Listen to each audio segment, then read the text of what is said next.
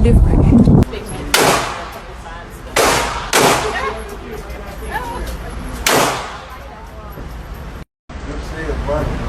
Shit right here is kind of getting out of control, and the internet is running with it, and I hate how they try to make a legend die, but legends don't die, man. We multiply, man. That's how it happened, man. It's long live Skrill forever. Michelle was suing him for a lot. He was taunting her by still promoting this company, still making money off this company that they built, not giving her access to any of the money. He also wrapped a cipher truck, was riding past her house. She could see it on her Ring camera. When you got big girl business to take care of, honey, this is big girl business. Okay. On July the 11th, 2025, 37-year-old William Todd Austin, known to many as the Credit Champ, woke up and made what would be his final post on Facebook. The post read, "Fixing your credit should be your main priority. It can literally change your life." Little did he know his life was about to change forever. Later that morning, Todd headed to the barbershop, a part of his usual routine. Now, shortly after 10 a.m., his ex-wife, 37-year-old Timone Michelle Williams, the mother of his son, also arrived at the shop. What happened next unfolded right there inside the shop and would forever change both of their lives. Now, before we get into why this case has divided social media, listen to exactly what occurred on this day. Learning new information about a man who was getting his hair cut at a salon when he was shot and killed. Arlington police are calling it a murder-suicide. Just after 10 a.m. Friday, police say a 37-year-old woman walked into the South Cooper Street location with a gun and opened fire on a man she had been dating as he got a haircut. Police say after the shooting, the woman tried to leave, saw officers outside, retreated inside, and then shot herself. She later died at the hospital. The victim, identified by family and friends as 37-year-old Todd Austin, was getting his haircut by Dax the Barber, a popular Arlington stylist. Dax, who didn't want to go on camera, told us she fired several shots, striking Austin in the chest area. Now, if you haven't heard about this case, just know that social media is divided, because although it was reported that Michelle is the one who walked into the barbershop and initiated the fatal encounter between her and Todd, as you heard in the news clip, many believe that she may have been a victim as well.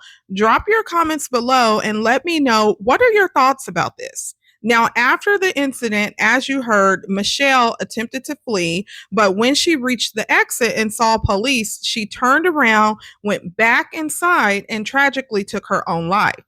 And this is where the conversation starts to shift. Once this story hit social media, people had a lot to say, and not everyone was on the same side.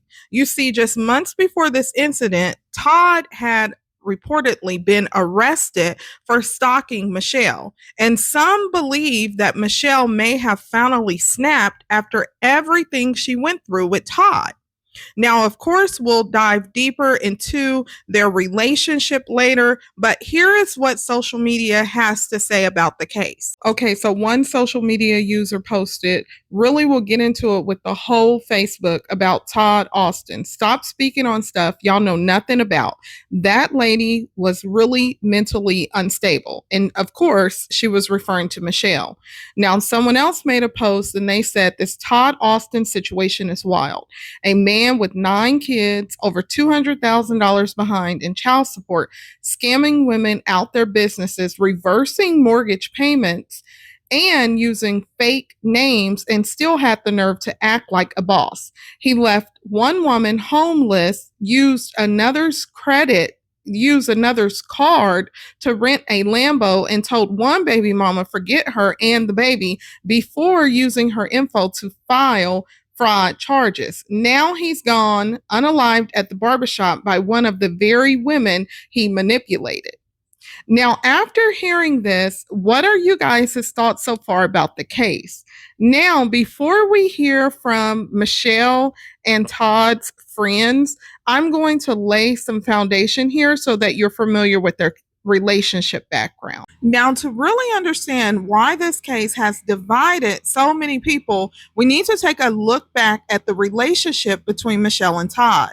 Now, keep in mind, Todd, or as many refer to him online as the credit champ, had multiple social media accounts. Now, on some profiles, he went by Todd Austin, and on others, he used the name William Austin. So, moving forward, in May of 2023, Todd made a post that read, Texas was the best choice I made my whole life. Super blessed and paid. As some of you may know, Todd moved from Kansas City down to Texas, and this is where he eventually met Michelle and started the relationship. Now, at one point, everything looked picture perfect. They had a business together, they were raising a new baby, and from the outside looking in, it seemed like they were on track to build something solid. But as we all know, sometimes what's shown on social media doesn't tell the full story.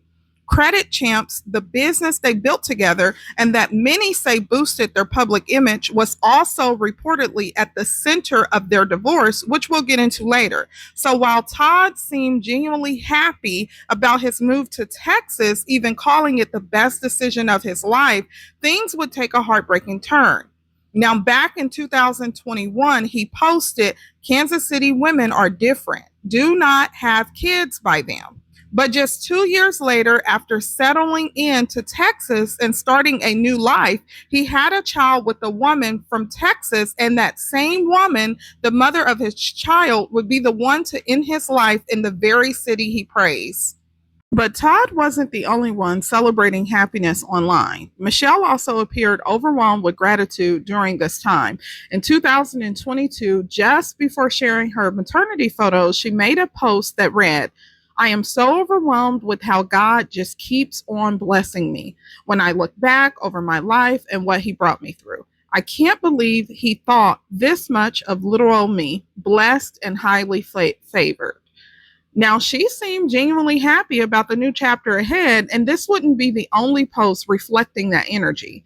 Now, of course, during this time in 2022, Michelle was actively posting online. In fact, 2022 and 2023 seemed to be really good years for her and Todd, at least from how it appeared online.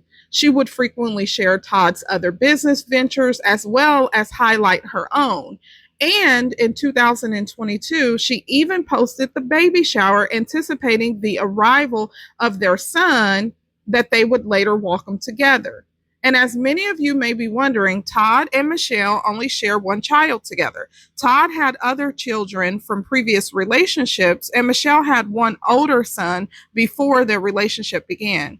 Now, Michelle was also a veteran, and in fact, she used her military loan to purchase a home in Texas, which she proudly celebrated online with photos of her with her oldest son. Now, not long after their son was born, Todd made another post that had people talking. He shared a photo showing off what appeared to be Michelle's hand with the ring, and the caption read, "Wifey, God is good." Now, remember, just before this, he made that post about Texas where he said Texas was the best choice that he made. He was super blessed. So it really seemed like Texas had been good to him. And in his eyes, he had found his wife, a good woman, and life appeared to be aligning perfectly for him.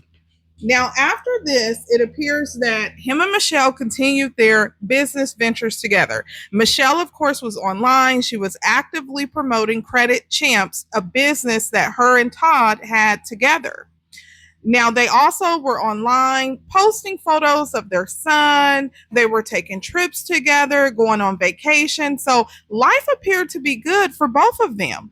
Then came the 1 year celebration of the son that they had together. Michelle made a post December the 25th, 2023, and she said, 1 year ago today, God blessed me with an amazing Christmas baby. You bring us so much joy and happiness. Watching you grow every day, you make mommy so proud already. We all love you and adore you. Your Nana's always covering you and watching over you as you grow. Happy birthday, my sweet baby boy. So this was a post that Michelle made on December the 25th of 2023, celebrating her and Todd's son 1 year birthday. Now, after this, things seem to shift between Michelle and Todd. Now, you may be wondering if Michelle wasn't really posting about the relationship in 2024, then how do we know that things had taken a turn between her and Todd? Well, that's because shortly after the news broke the internet, a woman who claimed to be Michelle's friend came forward. And with so many rumors and online speculations flying around, she said she wanted to clear the air, and she came with receipts.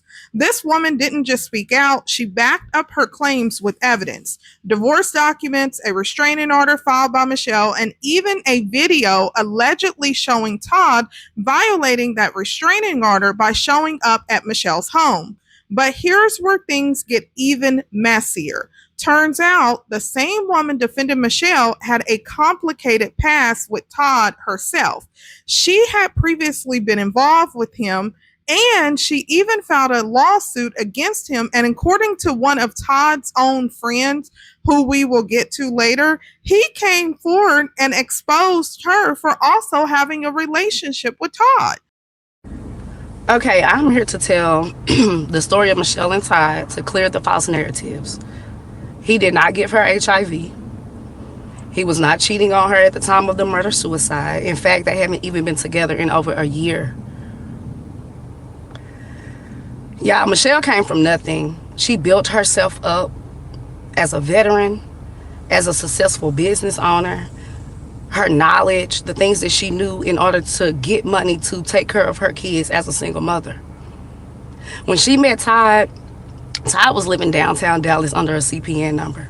He did not know how to do credit repair. She taught him how to do that, and they built this business, Credit Champs, together. Whenever they broke up, because I see he's been sending his clients the video when she pulled the gun on him. She wanted him out of her house and he would not leave. There's an active restraining order right now against him. Terroristic threat against her and her son. He threatened to kill them both. Okay?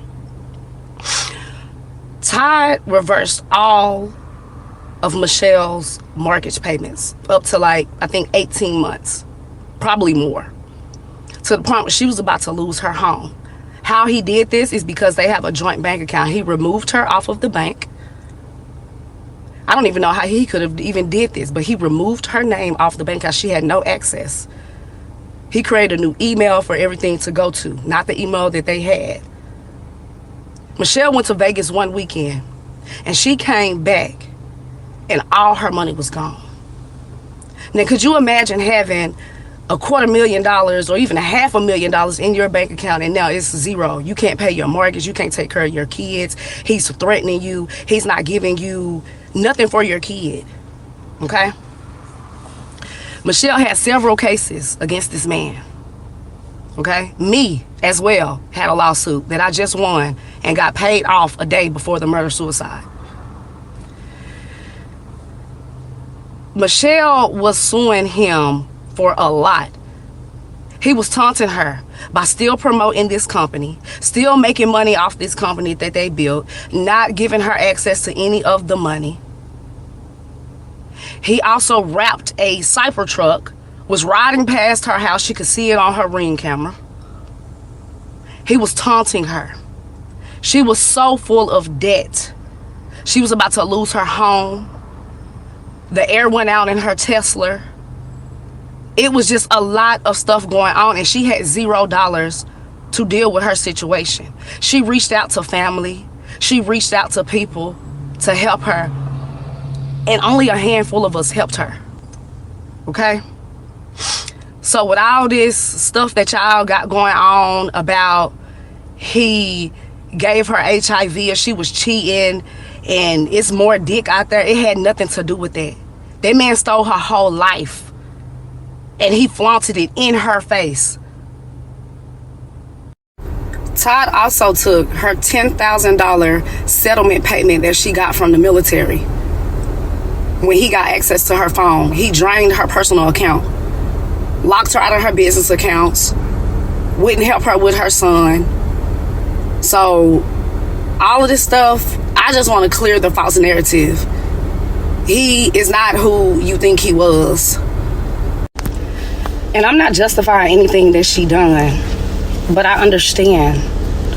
So y'all can say whatever y'all want to say, because I really don't care, honestly. I'm going to feel the way I feel, and you going to feel the way you feel. Just a quick little, for the oh-so-ugly Nikki Hunter. How did you forget, out of this heartfelt story that you told the internet, how did you forget to tell the people that you were fucking and sucking Skrill? How did you forget to tell the people that you paid him for a mentorship? How did you forget to tell the people this? How did you forget to tell the people that you never met Skrill until we went to the motherfucking Master Connection seminar, and you just happened to notice him and say, damn, yeah, you're my mentor. Oh, damn, hey, what's up, Nikki? Okay, yeah, damn, Nikki, what's up? Yeah, how did you forget to say that? Do I need to post these receipts? How did you forget to mention that you never knew his girlfriend, the bitch, whoever the fuck? You feel me? How did you forget to mention that those pictures in those Lamborghinis? Well, that Lamborghini that bro had, with the lime green stitching that's on your page, how did you forget to mention that was his shit that you was posting pictures in? Even the vet, how did you forget to mention that you was a fucking guinea pig and a cum guzzler? How did you forget to mention these things? How did you forget to mention, you trying to sue bro because he didn't want to give you $3,200 cash and he was going to pay it off gradually on your credit card. That's the point of having credit. Why would he pay you $32? He could have just paid the nigga that he rented the lamb from $3,200 cash. That's the whole point of using your credit card, dummy. You feel me? Where was Michelle a fucking a guru at? Tedrick the GOAT taught bro everything he know. Tedrick the GOAT. Bro bought a mentorship from him years ago, and they still locked in. He just talked to him when he was just in Miami, and Tedrick was in Paris with his wife. What the fuck are you talking about? Where are these allegations coming from? And when did you start sucking Michelle's pussy? Because you didn't even know her. You went to find her after you fell out with bro. Do I need to post the receipts, man? Because this shit right here is kind of getting out of control, and the internet is running with it, and I hate how they try to make a legend die, but legends don't die, man. We multiply, man. That's how it happened, man. It's long live Skrill forever. Whatever that bitch Nikki's talking about, Nikki Hunter, whatever she's talking about, that shit's cap. She didn't know nobody. Go back and look at Michelle's picture. Show me a $250,000 bitch, man. This bitch was wearing rainbow and motherfucker. Man, come on, man. Stop playing with me, man. Where did he steal $250K? How did she just go broke if she was the GOAT and told him everything? Nikki, you on here capping on my brother's name, man, and that is diabolical, man. You need to pay your respect. Okay, so you just heard from Michelle's friend, and then you heard from Todd's friend. Both are giving very conflicting accounts of what was going on behind the scenes. On one hand, Michelle's friend claims that Michelle built Todd up and was at the end of her rope. She says Todd took her business, drained her bank account, reversed her mortgage payments, left her with nothing, and even started driving by her house to taunt her.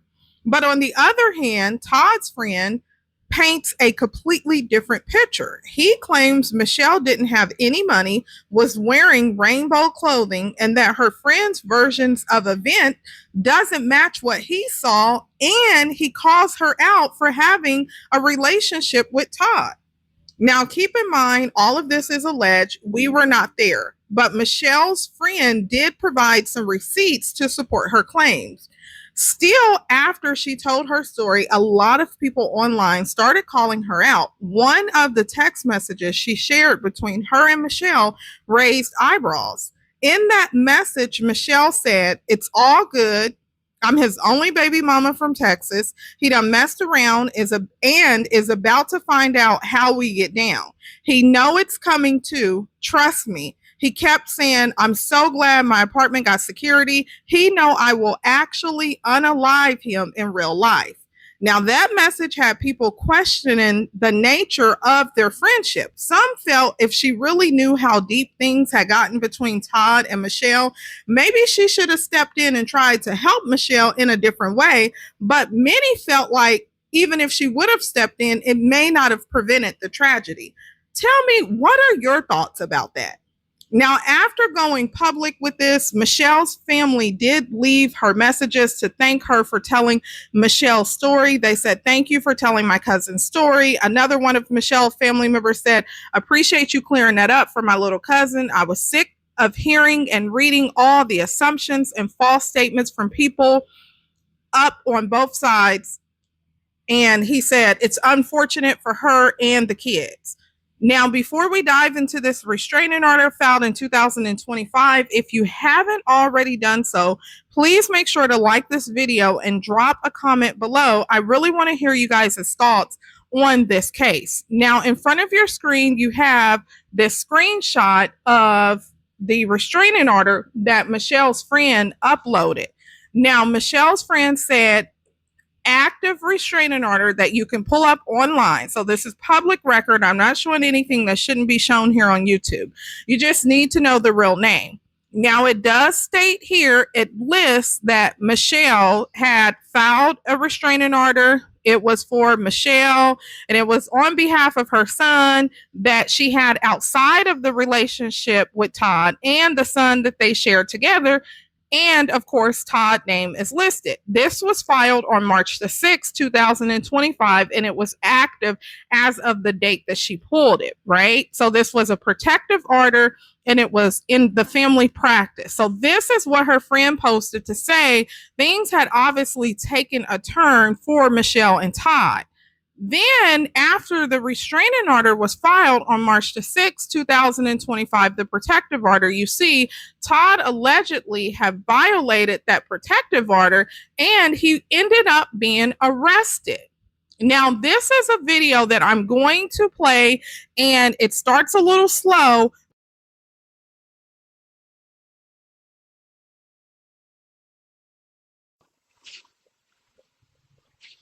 Nigga.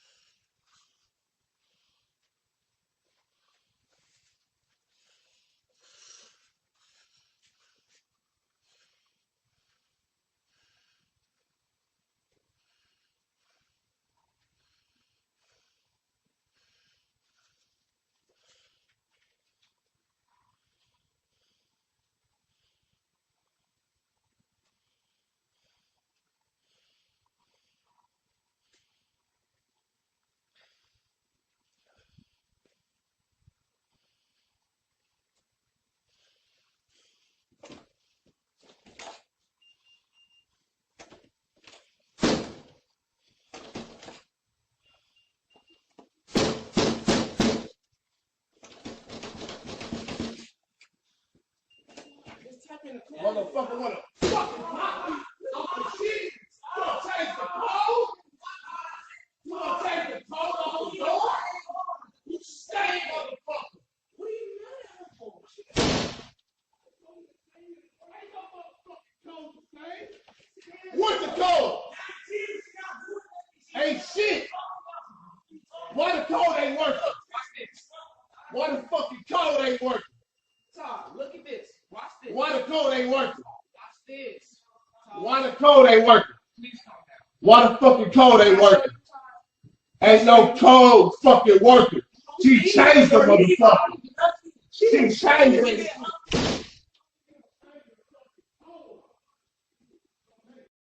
Okay, so you just heard the recording of when Todd went over to Michelle's house after she had filed the protective order. What are your thoughts about this recording? Now, as of the date of this recording, which is July the 26th of 2025, authorities have not released an official motive for what led Michelle to go up to that barbershop, despite all the online speculations and rumors. And while many continue to speak out, some defending Michelle, others defending Todd, the internet remains divided. But regardless of how torn people are over this tragedy, the fact remains Michelle's children, as well as Todd's, will now have to grow up without their parents. And that alone is heartbreaking. We'll continue to keep those children in our prayers. Now, many people choose to remember Michelle as the entrepreneur and devoted mother that she was. If you didn't know, she had lost her own mother a few years ago and often posted online reflecting on that grief. And I'll also play a small clip of her mom at an event at the end of this video. She was no stranger to loss. In fact, in 2018, she also shared an emotional tribute after losing a close friend. She wrote, "So many laughs, so many jokes, such a beautiful spirit. I know you're going to be peeping my hang time from heaven now. Thanks for all the helping hands you always extended to help me move from apartments to my house. So many great memories over the years, my dude." She also wrote that she was tired of saying rest in peace. Sadly, just years later, people will now be saying the same for her. Add to that, she had a new baby with Todd, a divorce, and everything else she may have been going through. And people are saying it was a lot to carry. Michelle will also be remembered as a veteran and someone successful in her own right. She purchased a home back in 2020 using her military loan, as I previously mentioned, something that she proudly shared online. Now, many have said that before she even got with Todd, she was already well established and holding her own. Now, others are remembering Todd, a man who left Kansas City for a fresh start in Texas, where he built his brand, his family, and a whole new image. Todd was very open about his past. He often said he came from nothing and built himself up from the ground up. He managed to make 6 figures selling hair before eventually stepping into the credit repair business, which is what many came to know him for online. Now, remember, when Michelle walked into that barbershop on July the 11th, one of the people inside was Todd's own barber. It's not every day that we hear directly from someone who witnessed something like this firsthand. He later did a sit-down interview and also posted that, he's Superman and he will bounce back from this. As more details continue to emerge, we may get closer to the full story, but for now, this is what we know. So please take a moment, reflect, and drop your thoughts in the comments. Do you feel just as torn as everyone else, or do you think this case is more clear-cut than it seems? As always, thank you for watching and supporting the channel. I appreciate y'all. It happened almost 2 weeks ago here at the Salon and Spa Galleria. The barber who witnessed it... Much cleaned up, but I'd pick up something and see blood on it.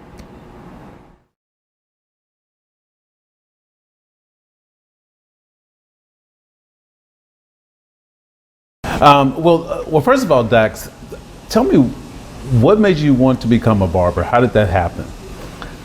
I have 4 brothers, right? So my mom used to cut our hair when we were little, and she just used to just get off what she could get off, because it's expensive for 5 boys to get a haircut. So her thing was, and that's back in the day when you wore chili bowl haircuts. So she just did the chili bowl, and the line wasn't even straight on the chili bowl. So one day she was at work, and I just grabbed clippers and cut my brother's hair, and that was my new, that was my thing to do in the house then. That was my chore, and keep our haircuts. And it just made me start loving cutting hair. Then I grew up watching other guys cut hair in the neighborhood, and I saw how popular they were and how they seemed to have their stuff together. So that made me want to cut hair too. So I've always had a passion for doing it. Were you expecting to make a career out of it? Not initially. I figured eventually, yes, because I saw that there could be some good money made cutting hair if you do it correctly. Not just jumping there and thinking I'm gonna make a lot of money, without putting work in. There's a certain way to get to the money is the money, but you have to work towards the money. It doesn't just come because, okay, I got some clippers and I got some nice clippers and a good logo. Now I can make some money. No, you have to have customer service. You have to care about people, care about your clients, take care of them. That's my motto is, it's right there. The best way, to attract new clients is to take care of the ones you have. So I think 80% of my business is built on word of mouth and people, talking about how I take care of them. So When you finish with someone's hair and they get up, they look in the mirror, or you hand them that mirror, is there something you looking for at the end of that haircut out of that customer? Looking for them to say or do? The satisfaction, the happiness? Yeah, you always want that. What does that mean to You know you? what I really want? I'm trying to get to a point to where I'd say I cut 25 heads or 30 heads in one day. 20 of them will tell me I don't need that mirror. I've been cutting their hair so long that they don't even need the mirror anymore, because they know I'm gonna give you what you want. I know what you want. I've been doing it, probably the same cut for 7 to 10 to 15 years, so most of them don't even want the mirror unless they just wanna, look at themselves, but most of them like, I don't need that mirror. That's my goal, is to get to the point where I have consistent clients that come in, they don't have to tell me what they want anymore. I just start cutting and we just start talking. A lot of barbers end up at somebody else's shop. They renting chairs, which is different from being on your own like you are. Did you go through that too? Were you in? Yeah, I was in the shop. I started in the shop for 5 years. Built my clients from there. About 2 years in, I started doing appointments only, because I would have people waiting, and you don't want to wait so long before you're like, oh, you know what? I'll just go let somebody else. Then I started, getting appointments, getting everything in line, and just start flowing from there. So I've been doing appointments for about 15 years, appointment only. I don't do walk-ins at all. Was it scary going out on your own? Absolutely. But with anything else, how are you gonna know if you don't do it? You have to step out on faith and do it. Let's talk about Mario and his wife, who decided to step up and do the GoFundMe without even asking you. Not even. What's going through your mind? Initially, being how I am and who I am, I wasn't with it, But talking to my wife and talking to my pastor, he's like, you don't block that blessing. That's a blessing. It's God's blessing. You don't block that. So that made it easier for me to accept it. It's not, because to me, it wasn't about, it didn't come from a place of, let's see how much money we can get it. These are people, mind you, I had never met. Mario worked in the building with me, but we had never formally met. We saw each other in passing. I didn't even know his name was Mario. I thought it was Doc, because his window says Doc. His logo's Doc. I'd never seen him cut a head or anything. So it touched me. I can't even explain how it made me feel, because nobody's ever done anything like that for me. You're having to move locations, restart with new equipment. How are you doing inside with what happened? My emotions go at any moment. I could be like, I'm good, because those are my two favorite words to say. I'm good, but sometimes I'm not. I can't keep my eyes closed too long. If that makes sense, because I'm gonna see something I never thought I would see. Tell me about your support system. Who's around you? My wife. I met your wife. Oh yeah. Tell me about her. That's my wife. Yeah, that's my guardian. Yep. We're each other's protector. Yeah. She's gonna be mad at me for saying this, but she told me she was when I called her, she was at work. She works from home, and she just jumped up and start putting clothes on and forgot to put bottoms on. And her son was like, "Mom, where are you going?" Yeah, so she had to go back and put some bottoms. That's how fast she was trying to get out of the house. Yeah.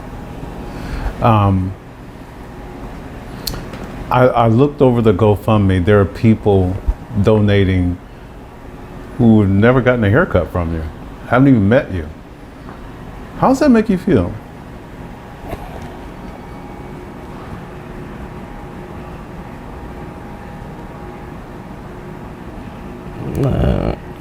I can't describe that because, like I said, I'm not used to being the person somebody does something for. Especially people that don't know me. Because to me, it's not it. When I see this about it, in the world we live in today, where everybody's pitted against each other in some kind of way.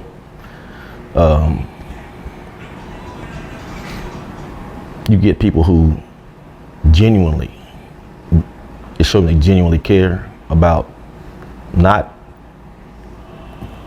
basically me, but the situation, you know, because that could have been any barber in any chair. It just happened to be me, you know, just so to care about the situation, because you don't have people, you know, they don't know anything about my life. They don't know how I live. They don't know what I drive. They don't know what kind of house I have.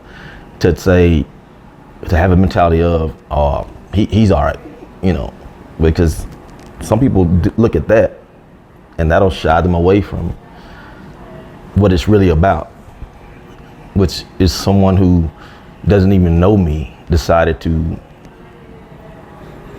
take into consideration something besides himself. Because they could have been like, hey, I'm just glad I wasn't there. I'm glad it wasn't me, you know, but this guy, you know, has gone through something that can't be wished on anybody and survived. And, you know, I can't even put it into words. I've been laying up since like 3 o'clock in the morning thinking of words to put it in. I can't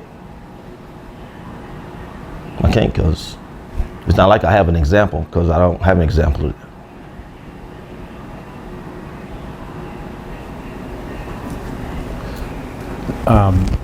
I know that in all the years that you've been barbering, you've gotten your favorite clippers and just equipment. You're having to start all over with that, right? Yeah, basically, yeah.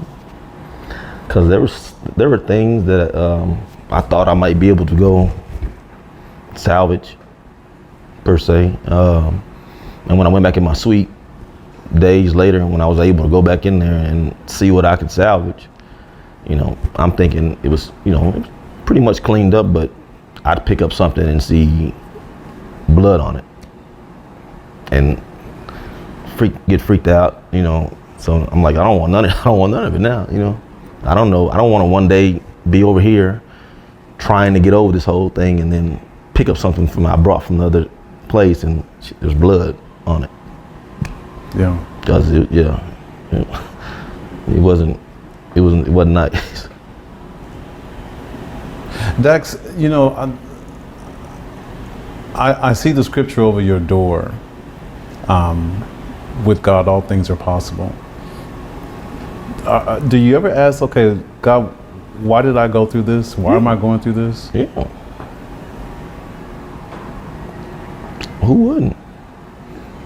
I don't question it. I don't question, because I know it was His will. I mean, but I'm not mad about it. I'm not mad at Him about it. I mean, you made sure I walked out of there. So I gotta be mad at that. What do you want your clients to know, especially those who've been with you over the years? How important is it for them to stay with you, continue with you, just give you a pat on the back? It's everything. It's everything. I have clients that I've been cutting clients since they followed me from barber school. I cut their hair in barber school, and when I left, they came with me. I have clients that were some of the first people that I ever cut. The first week I was in the shop, they still come to me. That's dedication. Items from this client's credit report. They went up 154 points on Equifax, 235 points on TransUnion, and 131 points on Experian. Let's get to it. I'm 34, you guys. I'm 34.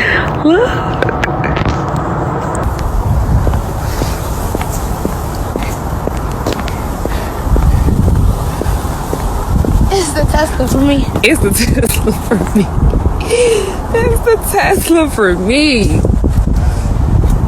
That's it. Yeah, that's it. Damn. This is our car. Not for real. White seats. Not for real. How are you? I'm nervous. I know you ain't coming. I live right around the corner. I'm here with my daughter. She's one of the biggest fans. I'm 51. There you go. Yeah, right.